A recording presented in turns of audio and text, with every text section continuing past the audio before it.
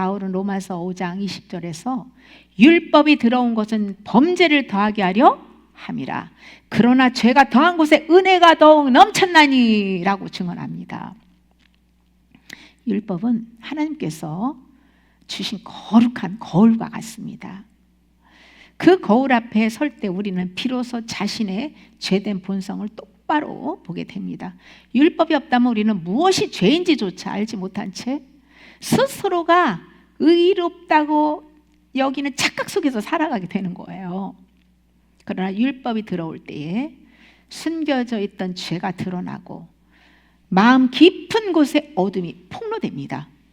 이것이 바로 율법이 들어온 것은 범죄를 더하게 하려 함이라는 말씀의 의미예요. 뭐 안 졌던 죄가 율법이 들어오니까 더 죄를 짓는다, 그것이 아니고 감춰진 죄가 하나하나 폭로가 되는 거예요. 율법 자체가 죄를 짓게 하는 것이 아니라 내 안에 있던 죄, 그 죄가 드러나서 자각하게 하는 그 역할을 율법이 한다는 뜻이에요. 그러니까 말씀을 모르면 회개는 할 수가 없겠지요. 이처럼 율법의 빛이 우리 마음에 강하게 비춰질수록 우리는 자신이 얼마나 죄인인지, 얼마나 하나님의 은혜가 필요한 존재인지를 깨닫고 통회하게 됩니다. 그래서 참된 회개는 율법의 빛을 통해서 시작되는 거예요. 성령으로 죄를 깨닫고 통회하는 만큼 그 위에 하나님의 은혜가 더욱 풍성하게 부어지는 겁니다.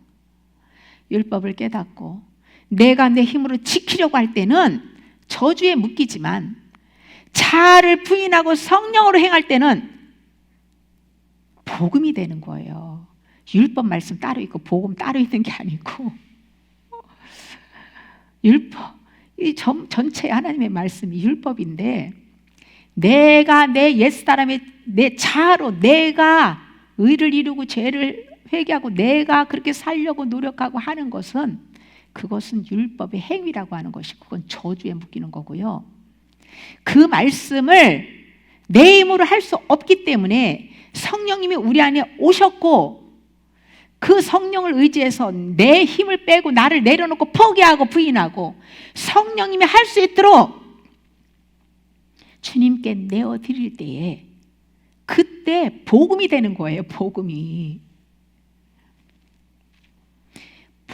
진리가 복음이 될 때 우리는 비로소 자유로 가는 거예요. 자유를 얻게 되는 겁니다.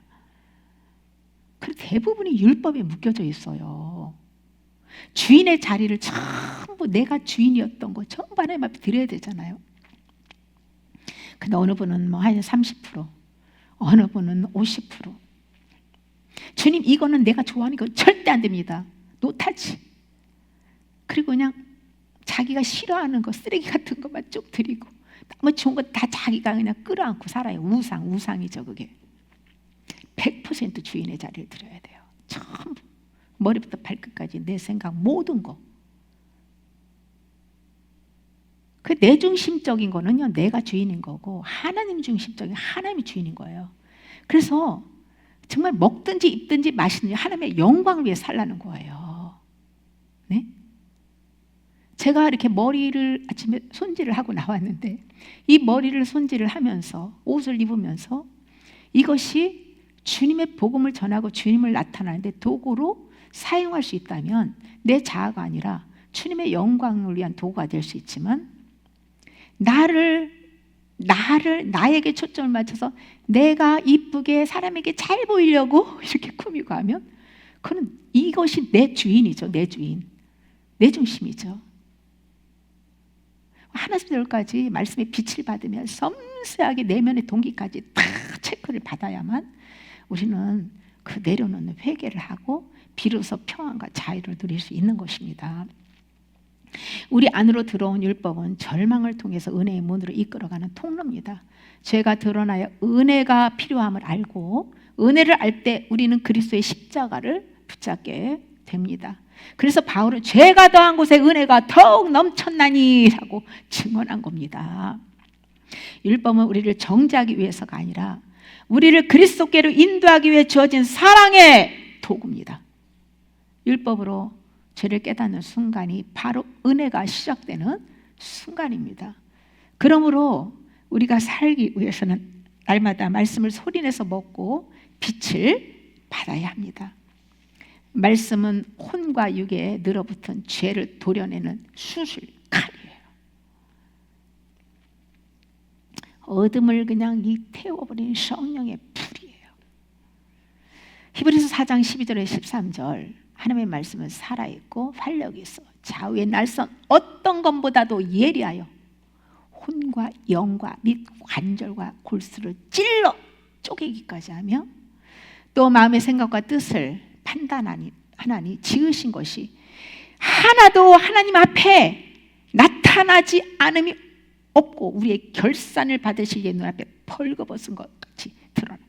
하나님은 우리 하나님 앞에 다 결산 받아야 돼요. 내가 살아온 인생의 모든 삶을 동기 생각까지 전부 다 발가벗겨 놓고 우리 영혼 뭐에 모든 것을 다 반드시 주님 앞에 심판대 앞에서 결산받게 되어 있어요.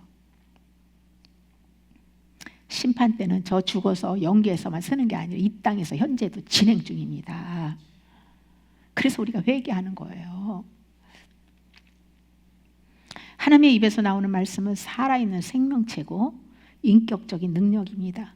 성령님은 말씀의 빛으로 우리의 내면을 해부하듯이 드러내시고 거짓된 동기, 숨은 욕망, 위선, 불순한 애정을 다 밝혀내십니다.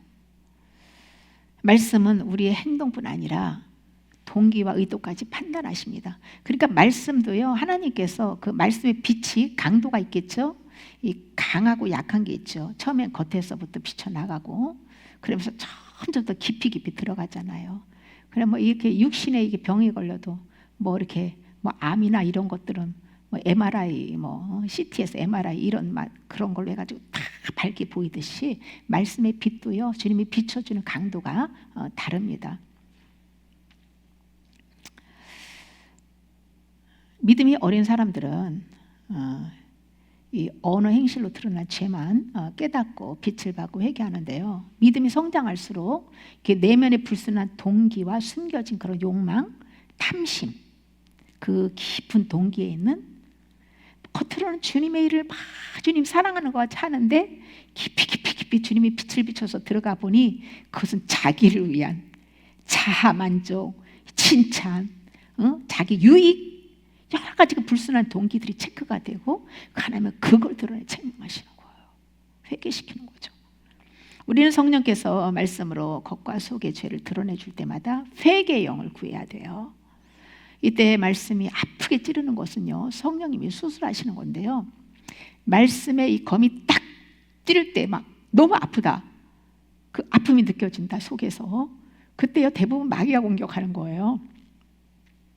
이때 죄를 버리는 회개를 해야 성령께서 죄와 마귀를 제거해 주십니다. 죄와 어둠이 떠나고 나서야 말씀을 받을 때에 그 말씀은 꿀송이처럼 달콤하게 느껴지면서 풍성한 은혜를 받게 되는 것이죠. 그 전에 죄를 버리는 그 회개를 하는 단계에서 수술받는 고통을 받아야 되는 거예요. 고통 안 받고 수술받는 게 있습니까? 육체도 진통제를 막 강한 마약 주사를 놔서 고통을 마비시키고 하겠지만 어쨌든 아픈 곳에 수술할 때는 다 고통이 따르는 거예요. 성령께서 깊은 죄를 드러내는 것은 아담의 성품을 제거하고 그리스도의 성품으로 교체시켜주기 위함입니다. 이때 징계와 연단을 받게 되는데요. 이제 연단에 대해서 우리가 좀 이해를 하려면 이제 금강석, 이 금강석이 불 속에 들어가는 과정을 이렇게 비유로 이제 설명을 하는데, 금강석은 처음부터 반짝반짝 빛나는 그런 순금이 아니죠. 돌과 흙, 불순물들이 잔뜩 섞여 있습니다. 그것을 불에 넣고 뜨겁게 달구면 그 불순물들이 녹아 없어지게 되고요. 그냥 여러 번의 과정을 거쳐서 계속 해하면 나중에 순금이 되는 거예요. 우리의 믿음도 처음에는 이 마음과 육체의 죄가 그대로 남아있어서 불순물이 다 섞여 있잖아요. 성령님이 오셨어도 여전히 우리 혼적 생명으로 사는 이 마음의 부패한 행실 여전히 똑같잖아요. 그래서 하나님께서 고난과 시련, 연단이라는 불을 허락하셔서 회개를 시키시는데, 이때에 그 불순물들이 회개할 때 다 드러나게 되고요, 벗겨지는 거죠. 벗겨진다는 것은요, 그 묻어있는 하나하나마다 내가 그거 버려야 되는 거예요. 네? 그 죄를 짓게 만든 소유들을 다 버려야 돼요. 버려야 벗겨지는 거예요. 불 속에 넣어도 내가 버리는 회개를 하지 않으면 그냥 헛고생만 하는 거예요. 헛고생만. 연단이 안 되는 거예요. 고난 자체가 연단이 아니에요. 고난 속에서 내 우상과 같은, 내가 사랑하고 집착하고 좋아하고 사랑하는 모든 애정과 욕망들, 죄들을 근본적으로 내려놓고 하나님 앞에 드리고 버리고 주인의 자리를 바꿔야 연단이 되는 거예요.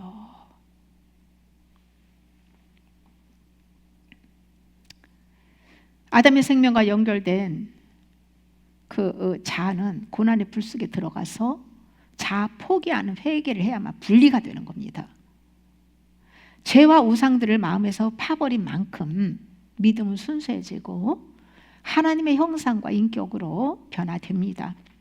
죄를 깨닫고 입술로 자백만 해서는 근본적인 죄가 해결되지 않기 때문에 하나님께서는 부르시고 택한 자들을 때가 되면 고난의 불 속에다 넣고 징계하시고 모든 죄를 내려놓게 하시는 거예요.